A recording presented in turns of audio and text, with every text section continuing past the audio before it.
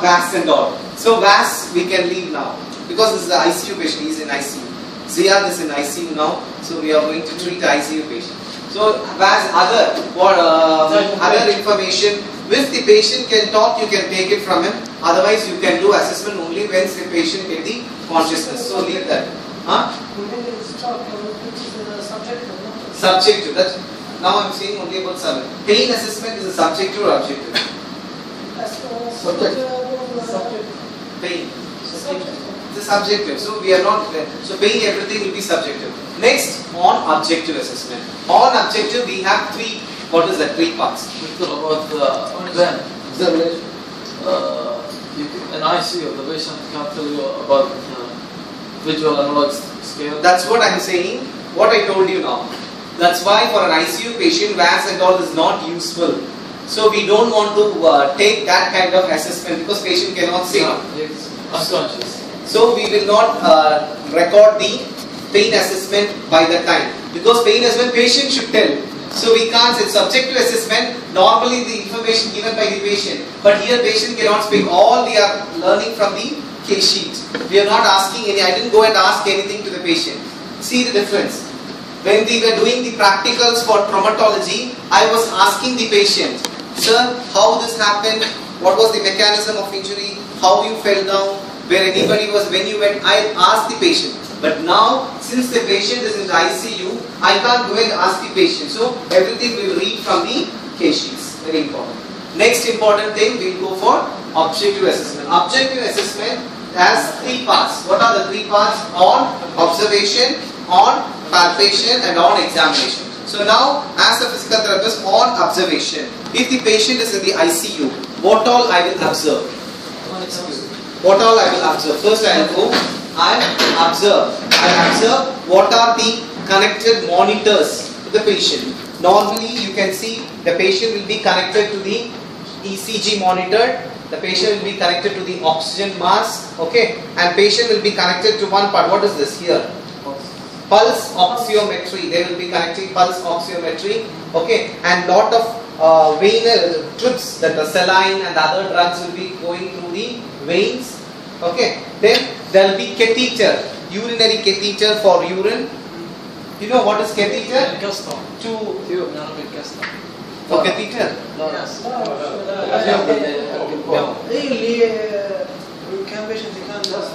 See, we will put a tube inside the penis and then the urine will be evacuated in a case. There will be a case.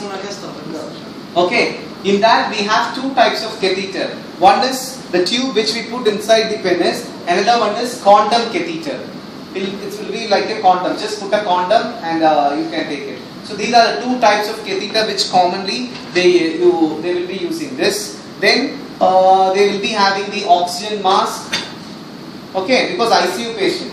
So you will be checking what all the monitors, what are the tubes connected to the patient. First important observation. Why?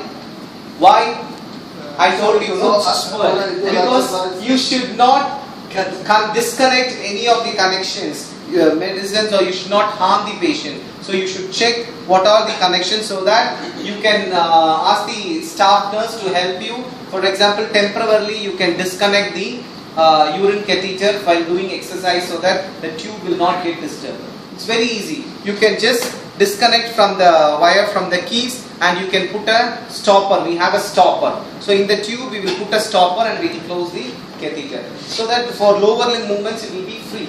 Same way, if some drugs or something is going, we can ask the patient to stop the drugs. So for example, you know what is the name which they put here? IV, what is it? It's called as Venflon. Venflon means the needle which they put, it will be there for 1 or 2 days. And they will give all the medicines, everything through that needle. Have you seen that? Yes. Something round like that. So we have a vein. Not here, it will be in the vein. No, I see vein. Yeah, wherever, if more days, this vein here, sometimes they make, for kids they may give here in the hip joint region. Sometimes they may give here. So wherever the vein is more good, they will give. Okay. So you should check that. You can ask the patient nurse to close it temporarily. After exercise, again they can connect. Okay, so these are all monitored. Then same way ECG monitors you should check. Whether in that, the important thing what you will check is whether there is any increase in the heart rate, because you can see easily the heart rate display will be there and any arrhythmias is there. Okay, that shows that any cardiac risk is there. Clear? So ECG monitoring is very important. You can see, and in that window mostly all the vitals you can see. Blood pressure will also be seen in that. Have you visited ICU? Yes. Which batch? No, Only no, your- Raj. In Majma King Khalid, anybody has visited ICU? With neuro, you didn't go to ICU? Okay. So, if you get a chance, I think you can go to ICU also. Normally, when burns patients are there, when I am there, I was taking last semester go to ICU. Because burns, you can see some critical what are the monitorings and all. Right? So, this observation you will do first. Next, you will observe where the area of the burn is. Okay, where is the burn area is. Okay, how is the wound, whether bleeding is there in the wound, whether water is there in the wound. You will check all the observation about the wound. And as you said, any deformity, any change in the alignment, any mushkila of the thing, you will check everything. Okay, next you can check the conscious of the patient. How can I check the conscious of the patient? Glasgow Coma Scale. Okay, good. So response, Glasgow Coma Scale. But generally that is administered to the patient who have brain injury or neurological thing. Here, just it might be because of pain or a thing, burns patient. So I will ask by name. Ziyad, how are you? Ziyad, can you hear me? Yeah. You know, you can tap and ask. So if the patient is conscious, he will respond. Yes, he will respond. Otherwise, no response. Clear? So why you should know whether the patient is conscious or unconscious or semi-conscious? Why? To communicate so that he can do the exercises what all you tell. Clear? So this everything we check. And now, if the patient is conscious, we can ask for palpation whether you have pain here, you have pain. Otherwise, we can't ask anything. Understand? So just observe. This is the problem. Okay, we check. Great. Then, since it's an ICU, our examination is limited. We can't do all the examination, right? First, because patient is very tired and they will be very in a critically ill position. That time you can't do, no. My doctor has said I have to do all the assessment. I will do all the assessment right to no. According to the situation, you can cut short the assessment. Okay. So now first day, what are the treatment as a physical therapist you will give to the patient? It's an ICU patient. So conscious level is okay, semi-conscious or some consciousness is there. So what is the plan? What will be your plan?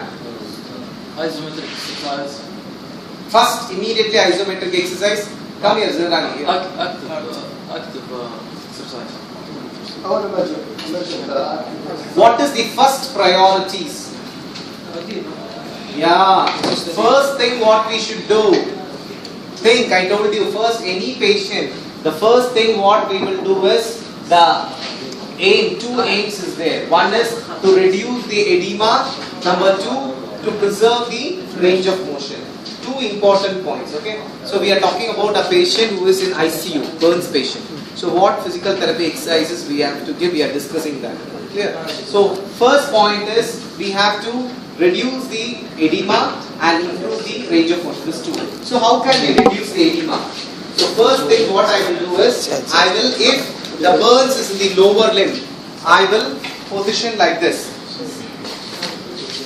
See, in a slanting way, I'll arrange pillows so that the leg is above the heart level. So what happens? The gravity will help to drain the fluid. Burn in the lower legs. Okay, one limb or two limbs you can do simultaneously or one by one, no problem. Generally you will elevate and then you will ask the patient to do active movements, ankle dorsiflexion, plantar flexion. Dorsiflexion. If the patient is conscious, you will ask him to do actively. Otherwise, if the patient is not conscious, you can do passively, no problem. Okay. Very important, very important for the burns patient, you should use a, come inside. Why is he sitting outside? Give some, come for Saleh. Just come. Your class is very big, no? Good.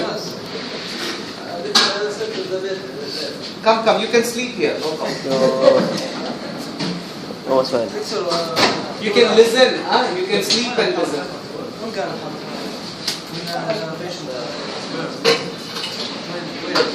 Lower limb, anywhere, your thighs or legs or okay. Very important. Burns patient, they get infected easily because wounds are. So without gloves, you should never touch the patient.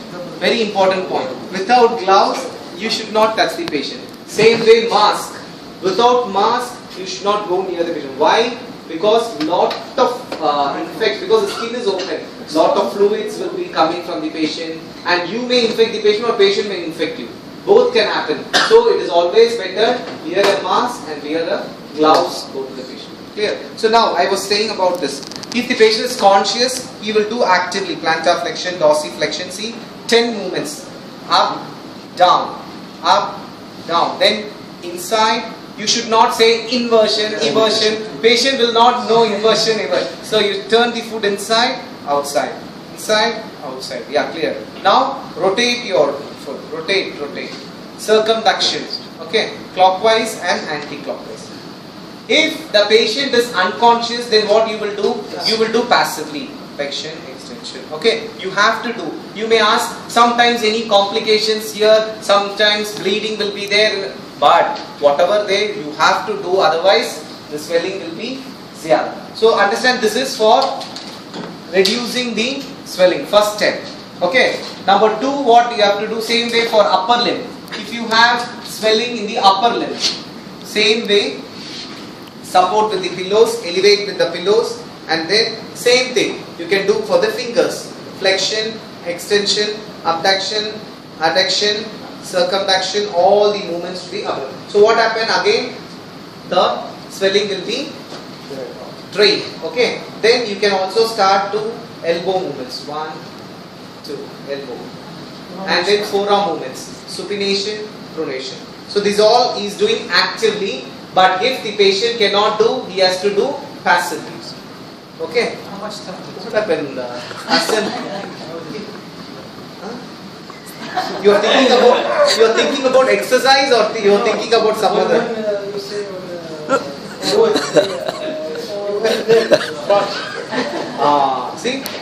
See, that's what great people think. Great things. See, saying sometimes if fracture is there, what you will do?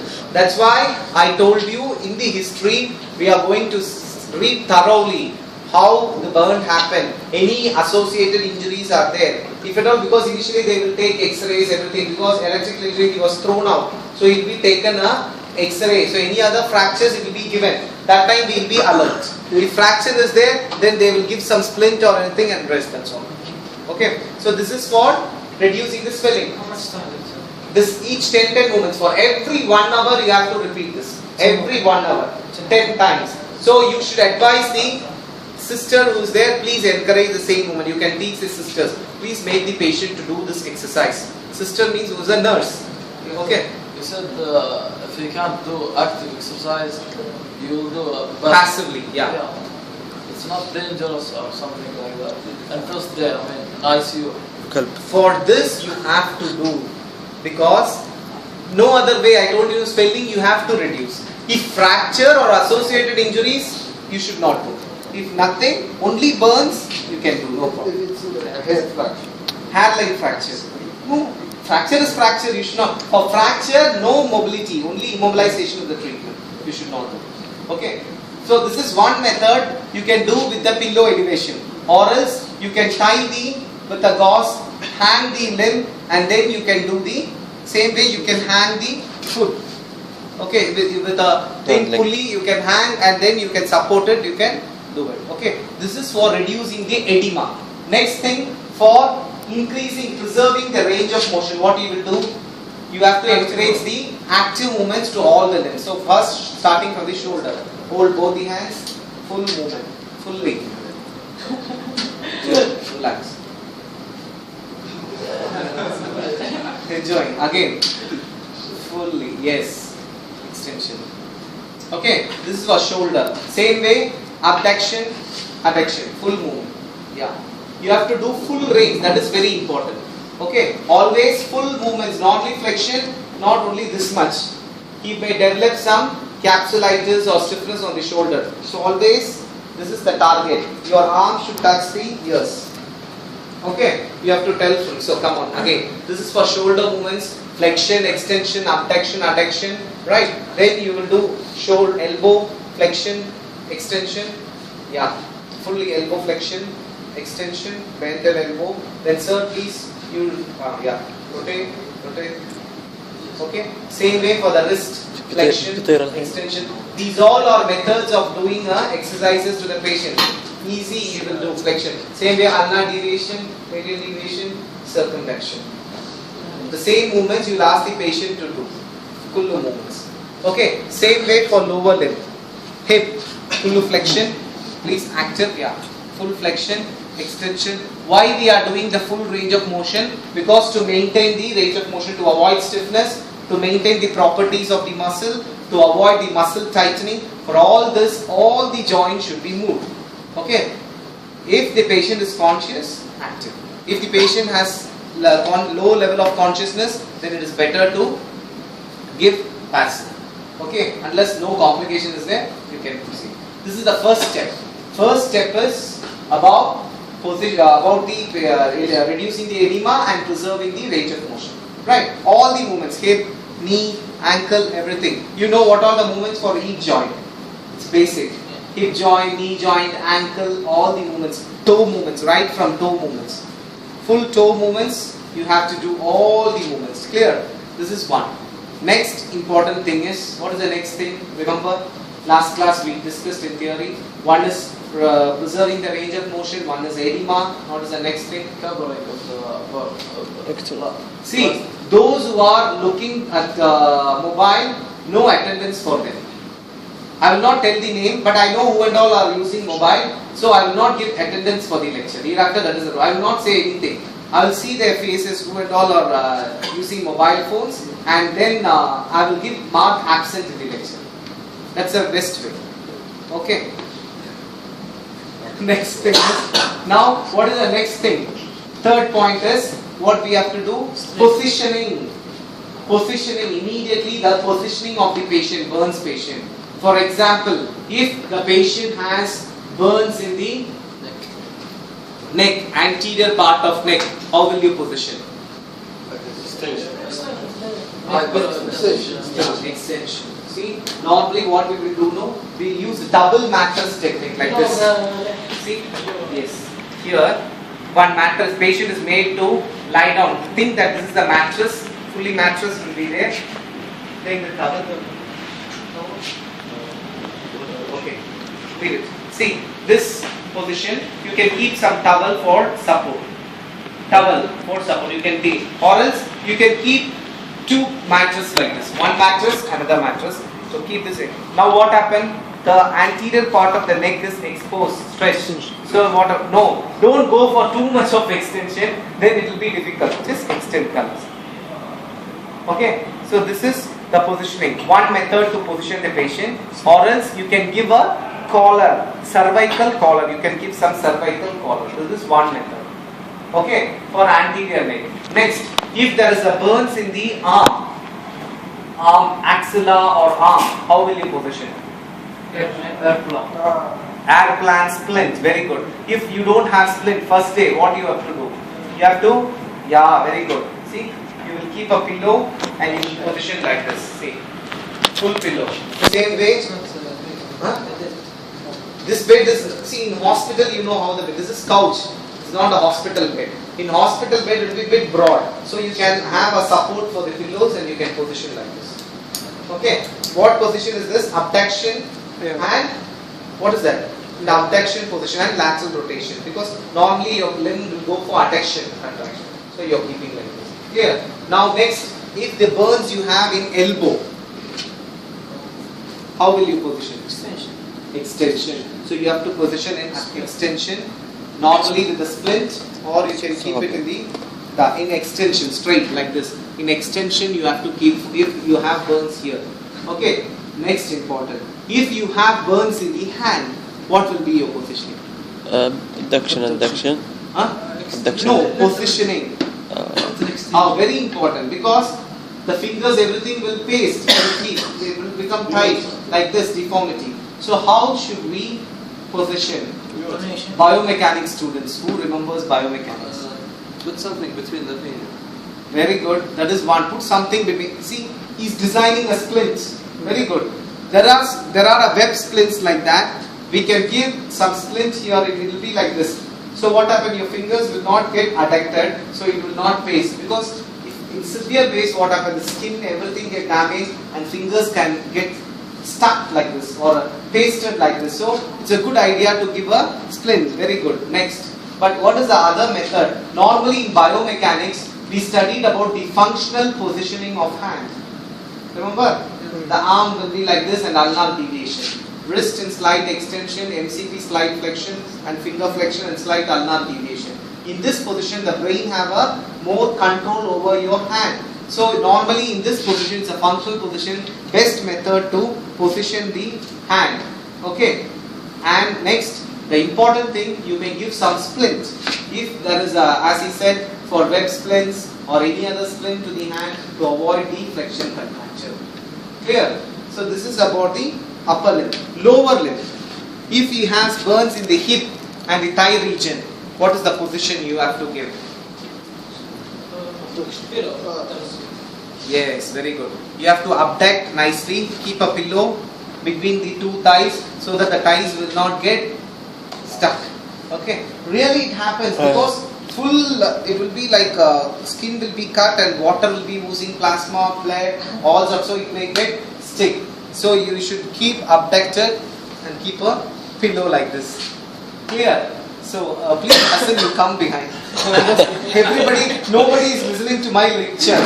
They are listening to his actions and come. I want to see you, Hassan. Hassan is the hero of the class. Next, we will do a live surgery for him here. Huh? Okay. Let's see. Okay.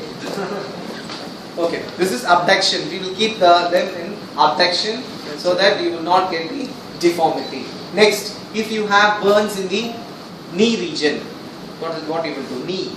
Especially knee, posterior part of knee or extension. So how you will keep like this? No, because you should not, again that will be a problem. So what we will do? We will keep pillow like this and then we will elevate. See now here, they will get air and there will not be any compression, so that there will be a good healing. This is for knee. Foot.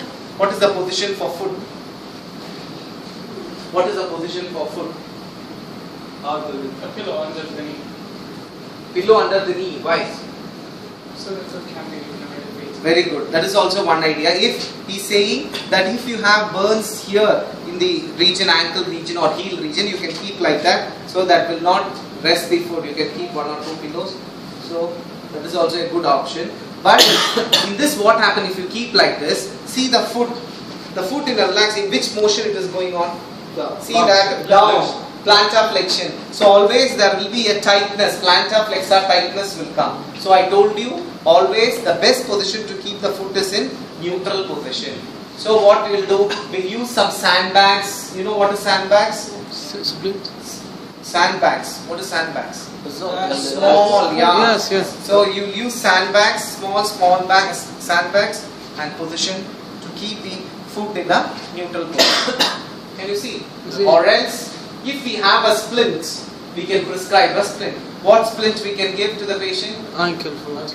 Ankle foot orthosis. So ankle should be in neutral position. This is the goal of positioning and splinting. Okay. So we finished first to reduce the edema. Number 2 to reduce the range of motion. Then positioning and splinting. Clear?